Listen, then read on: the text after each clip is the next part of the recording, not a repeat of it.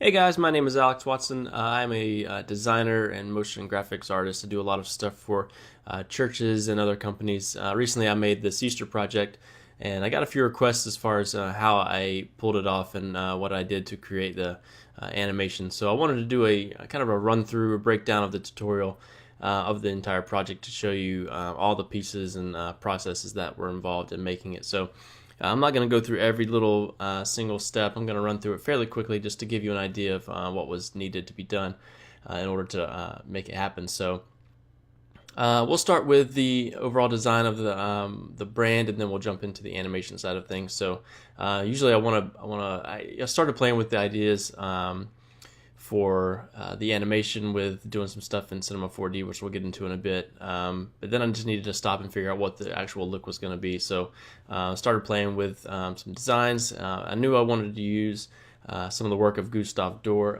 His stuff is pretty inspiring. So he just makes these incredible illustrations, or made them years and years ago. So they've always just been, I've always been really compelled by him. So I wanted to jump in and use them. And that's not really a new idea. These have been used for a long time, but I wanted to dive in a little bit more, maybe pull them apart and do something different with them. So that's what we did. So anyways, we'll jump in. I'll walk through some of the processes here on making the design. This isn't too complex here. All I did really was created this dark background, so you can see some of the layers here. This is just a gray vignette, then with you can see kind of these faded lines here. If I bump this up, you can see it's really just a texture from one of his drawings, these like horizontal lines. I'll do that there, and then just another little texture overlay. Not a whole lot to that one. And then in the very back of that, you can see really faded, there's an image of Jesus with the cross right there. So it's very faded. Just adds a little bit more texture. Let me get back to where it was here. Way back there in the background. Then I have some color correction, which I usually do. Selective color and curves, just to add a little extra. So that's without right there, and it just feels a little bit flat, a little bit bland, but adding curves and selective color really adds a lot. I like to go in there and adjust some of the black values and some of the neutrals. You can play with some of the other colors, but these do very little, but I like to mess with the blacks a lot because it adds, kind of pulls, you can pull in some of these really cool colors, and it makes it feel a little bit more realistic. All right, so then there's just this cutout of Jesus. Won't really get into that. Then the text layers. So for this one, I had two options. I had kind of a greater love option, then I had this Easter one. We'll just talk about Easter really quick. So what's happening here is we have two different text layers. There's this bold. Let's see. Oops. So I have this thin font in the very back there, and then I have this bold font on top, and they're completely different fonts. I just thought it would kind of be interesting just to have them thrown in there a little bit random. Makes it a little bit more interesting. So just kind of would place those wherever I want. But I put those into a folder all by themselves, and then took the image of Jesus, which we looked at earlier, where it's you can see it kind of in the background of these letters is the same image that's in the very far background. So what I did is I put all my text layers into a folder, and then did a clipping mask on just with that image. So it's just cutting out what's where the letters are. It's just cutting that out, so you don't have any extra bleed or anything. And then I did the same thing with this paint color, and this is, click on here, let me show you what this looks like here. So this is just this paint I think I got from Pexels.com, and then I just added a ton of saturation and did some photoshopping to it to give it a nice full color all the way through. And then I really bumped up the saturation to get some really bright hot paint type colors. All right. So then added some splatters here on the letters. So these kind of stand alone. You can see those right there. And those are by using just some paint, some Photoshop brushes. If you're not really familiar with those, you can download tons of those from the internet. Just type in, paint, splatter, Photoshop brushes, and there's a ton of free options out there. Then you can load them in. But basically, I would just make a. I would take the paint layer. So I'll show you really quickly here. I'll just throw this up here. Delete this. So I took that same layer right there, and then I would make a clipping mask by using this button down here. And actually I need to do the opposite. Hold on, Option. So now I have this dark clipping mask. So now if I would take my brush tool, and I have some paint images in here. And these are just Photoshop brushes. Scale that down a bit. And so if I made this white, then and I put it on top of that clipping mask, it's going to reveal that paint. So whatever is white is going to be revealed. So I can click on that a couple times so I get this nice splatter right there. So I wouldn't use these exact brushes, but I would go in and find some cool brushes and add some little paint splatters and then move them to where I want to be. And that's what these are right here. So I can move those around. It just adds a little bit more interest to it. All right, there's not a whole lot more to this one. Let's see, and then just some basic subtext, nothing fancy there, as well as just an extra layer of some curves, color adjustment, just to darken it up a little bit. Usually, I would definitely suggest if you're designing something, always use color adjustments to really kind of bring your whole project together, make it feel very like it's just all one big thing together. They add a lot. They kind of bring all the little layers together to make it feel like one. All right, so that's about it here. And I also had this heart and verse option, and really I did the same thing as I had this basic heart shape, and then I would go through and add these paint splatters all around the side of it to get just this heart image right here, and then would cut it out with that paint layer. So. I won't go into that too much, kind of the same process there. All right, so then I would jump into the animation style. So once I kind of figured out what I wanted to do, I tried several things. I don't know if I have any of those here. Let me see. I don't know if I have any of those under here. But what I did is I tried to do some displacement type of things inside of Cinema 4D to try to raise up the raise up some of the images so it felt like it was 3D, but it wasn't quite getting the effect I wanted to do, and I wasn't really sure how I would go from one picture to the next. So I decided, all right, I'll just bite the bullet and go in and cut out all the images. So what I did is I went through, I found a link to some really high-res versions of his paintings, and kind of decided which ones I really wanted to use. So let's see if I can find those here. Illustrations. So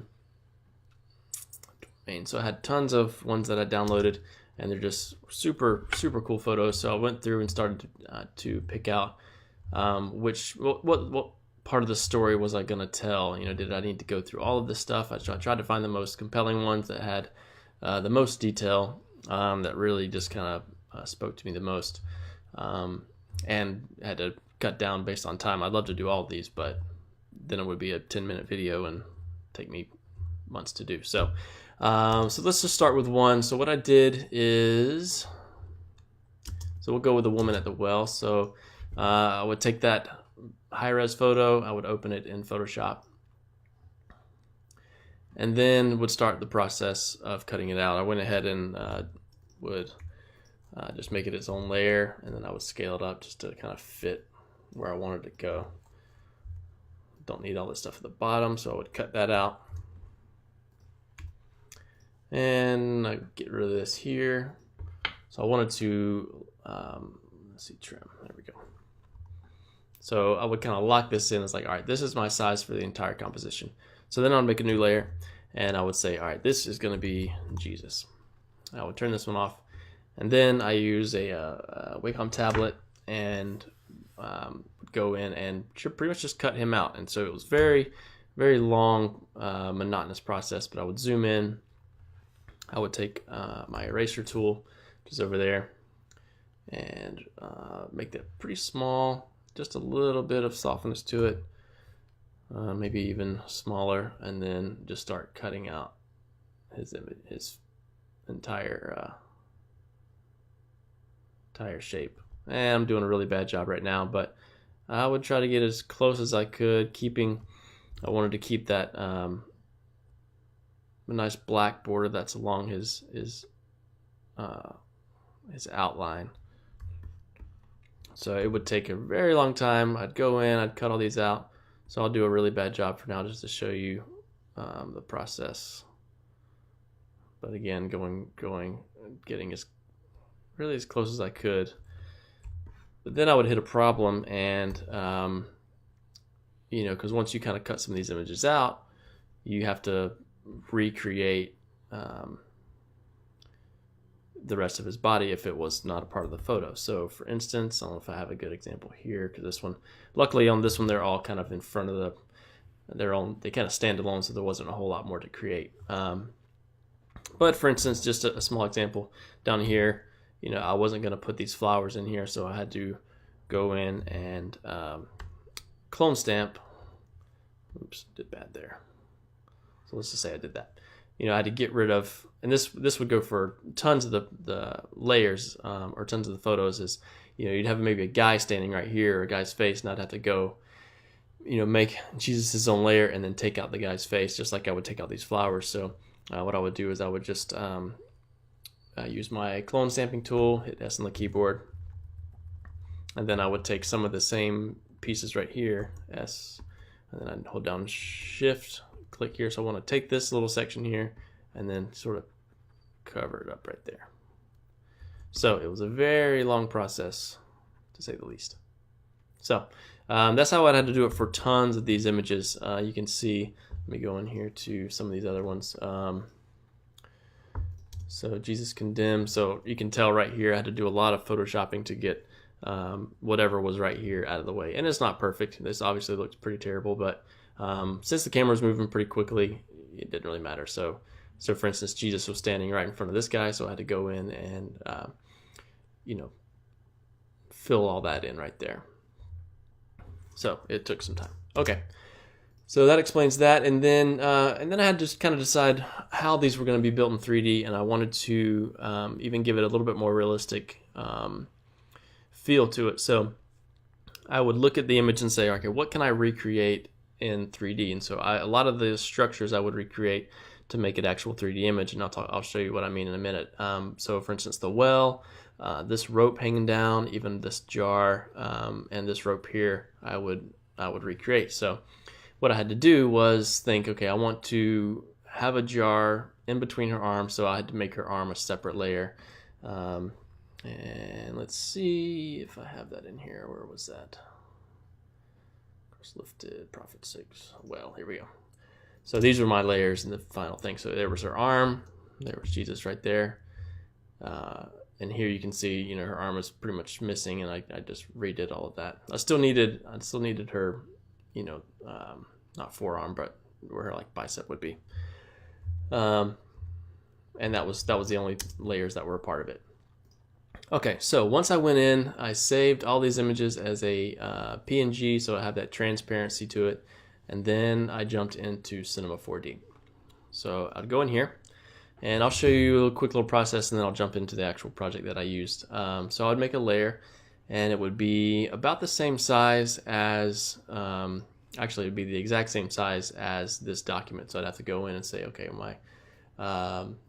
maybe I'd change my image size to be something a bit more easy to remember. So let's see, actually let me go to, so I'd make, maybe I'd be 8 by 10 inches. And that's really big. That's a pretty high-res photo, but you want that so when you get pretty close, the detail still holds up pretty well. All right, so I would make an 8 by 10 image. Save all as a PNG. Let's see what these are actually. 2362. I don't know what the actual size of that is in inches, but Anyways, just to show an example, I would make a plane, and this is Cinema 4D. If you've never messed with it before, it's got quite the learning curve, but it's a lot of fun. There's so much you can do with it.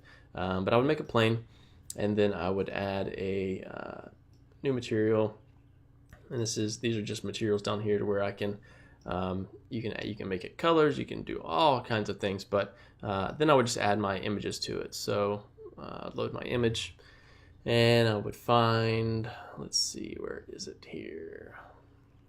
Assets, illustrations, well, and we'll do the woman here, not JPEG, but PNG. There we go.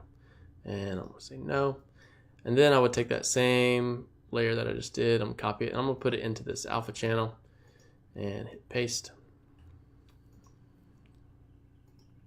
So now I have this kind of cut out. Now if I drop this into here, it's obviously going to be stretched a little bit, I think, but you can see now that I have this image of the woman, and I can move it around and put it in, wherever I want to go. So then I do the same thing for Jesus. I would drop them in, put him where I want to go, and start placing him to kind of rebuild and recreate that painting. So I'm gonna go to here, and this is kind of show you sort of an end product for this scene. So once I went through that stage, I put my images in, and then I needed to recreate the well. So I would take, I won't go into how to do that, but taking different cubes and dropping those in, then adding a texture that kind of matches his paintings. So if I do a little render here, and that was with 3D and Cinema 4D, the render times, it's no fun, but it's just part of the process. So you can see, I didn't want to add an actual realistic stone texture to it because that wouldn't match the painting. So I had to make some flat JPEGs to add in there so it would add this texture to it, and it gives it a little bit like there's actual engraved lines on there. All right, so you get the picture. Then I would add a little bit of a ground. It just has some rolling kind of dirt, and this wasn't really going to be shown a whole lot in the final product, so I wasn't too worried about that. But then then I had to go in and make the jar, and obviously it's cutting through and stuff like that. But when you add the camera to it, it wasn't that big of a deal. But this jar is all. Oops, let's see. Let's find that jar and rope. I just want the jar. So you can see this is a 3D image. I can turn this wherever I want, face it whatever I want, look down into the middle of it. So it's completely 3D. And I did the same thing with the rope. I wanted that to feel like it was completely separate from her. So you can see there that it's just kind of draped over here. And with that rope in the actual image. So if you go back to the main image, domain, what number was that?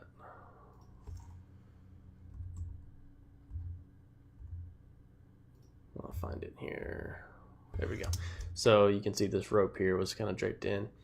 So that was the goal, was to get fairly close to the main image.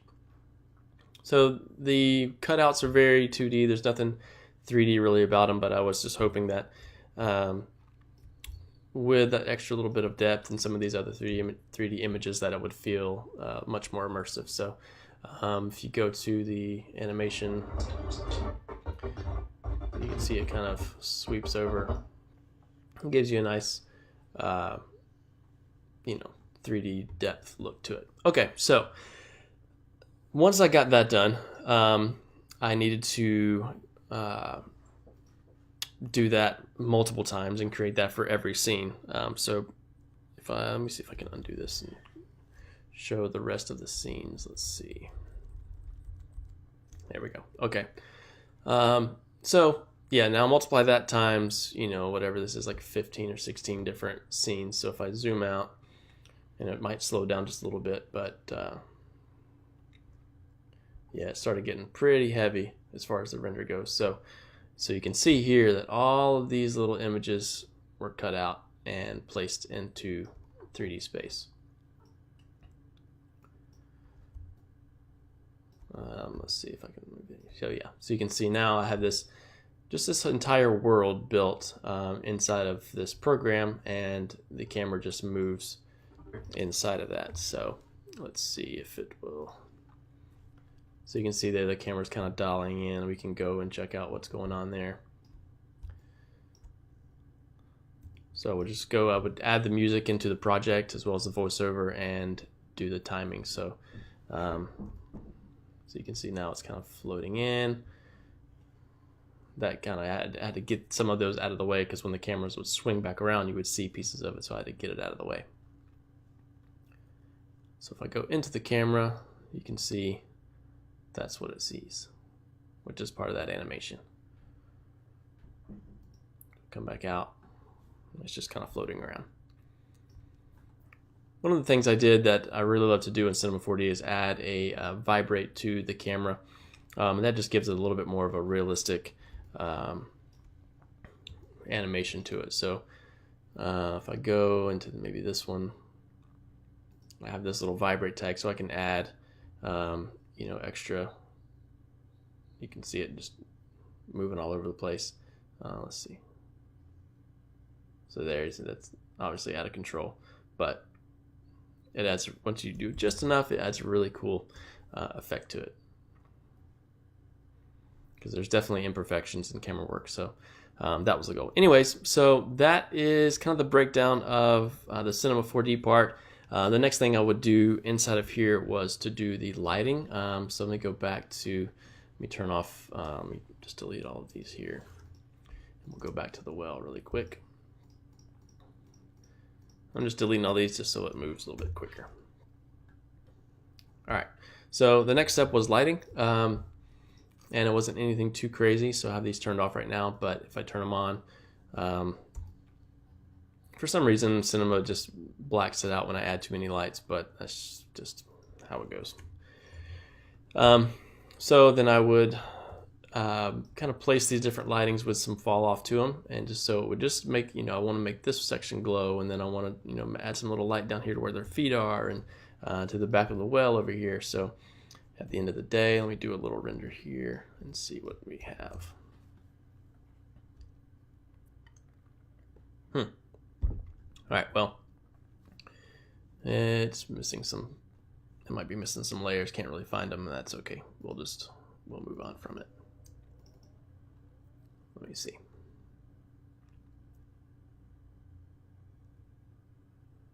Sorry, my hard drive's waking up over here.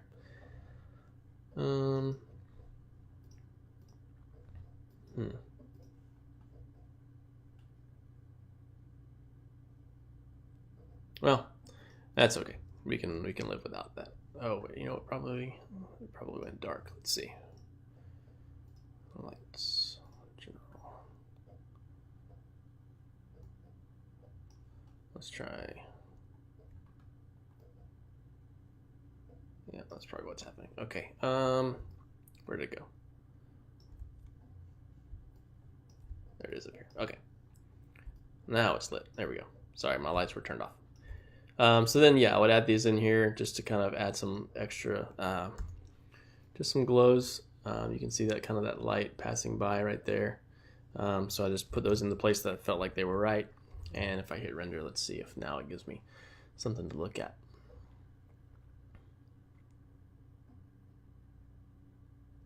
So in order to pull this off, I mean, the render time was astronomical.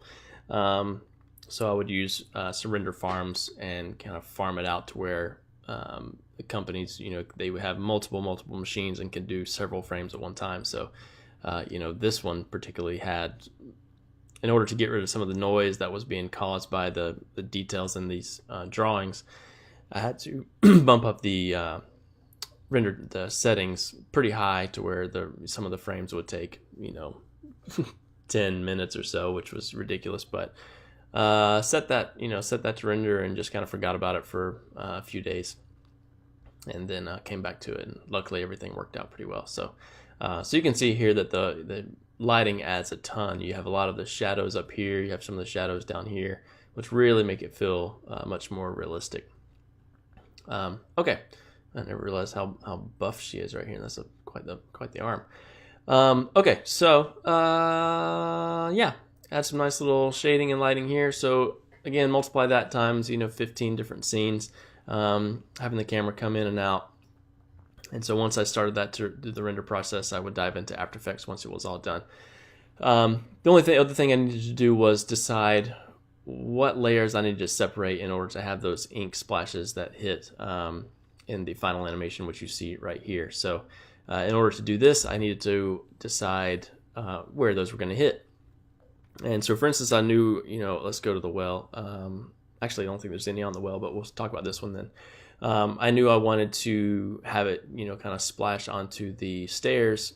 So I needed the stairs to have their own separate mask, if you will. So kind of like what we talked about in the Easter brand, how it had to create these special masks for the text layers. I had to do the same thing for the stairs. So once everything got done rendering, I dropped it into After Effects. And then, let's see, excuse me. This is the main render here. So once I got into After Effects, I brought in my the Photoshop file of that Easter project. So I had some of those textures and those same kind of color tones inside of the project. And then drug in the animation that we just talked about in Cinema 4D, which would be right here. Let's find it here. Main 3D animation. So outside of Cinema, this is what I would get in the final project. So it was this animation here. Nothing too crazy. Doesn't really look all that interesting. It's very flat, black and white. Nothing too exciting. So then I had to go into After Effects and start adding all of the extra goodness to it. So for instance, let's take this one for example. With this prophet here, I knew I wanted it to hit this book, so that's where I wanted the ink to fly on. So I would add a special, what they're called tags inside of Cinema 4D, so it knows, all right, when I render this, I want to make a special mask for this layer. So I would add that, by using some of these little guys over here. So inside of After Effects, I would be able to drag that in and separate these two. So to show you that, go into, let's see here. So let it jump ahead. There we go. Okay. So then we had that main animation going on in the background, and then I needed to separate that. So I knew right here I needed to create a mask for that. I did that in Cinema 4D, so you can see it right here. So inside of Cinema 4D, you can, like I said, you can tell it what you want to mask out. So that way, I can use this and put whatever I want to on it and kind of separate those by using track mats. And I know I'm probably getting, I'm going really fast and maybe getting over some of your heads, but I just wanted to give you a rundown of how it works. So then I have my ink splatter right there. And then that would go right under that same buffer, which is what we just talked about, that white layout of the book. And that way it just isolates that paint to stay on the book itself. Okay. Other than that, let's see. I have some ink hitting in the background, and that isn't anything too crazy. You can just see it basically kind of flows through the entire project, sort of to represent, how Christ was prophesied and his love spread throughout the thing. That was sort of the meaning behind that, and to add some nice color to it. So, and then I have these text layers, and those aren't anything special. They're just kind of sitting in 3D space. When I drop in my Cinema 4D project, it would create a camera, which is right here, and that's allowing that text to feel like it's in 3D space. Same thing with the particles. They're just, floaty little particles that are inside the project. I won't go into much detail on those. Other than that, I don't think there's a whole lot more to cover.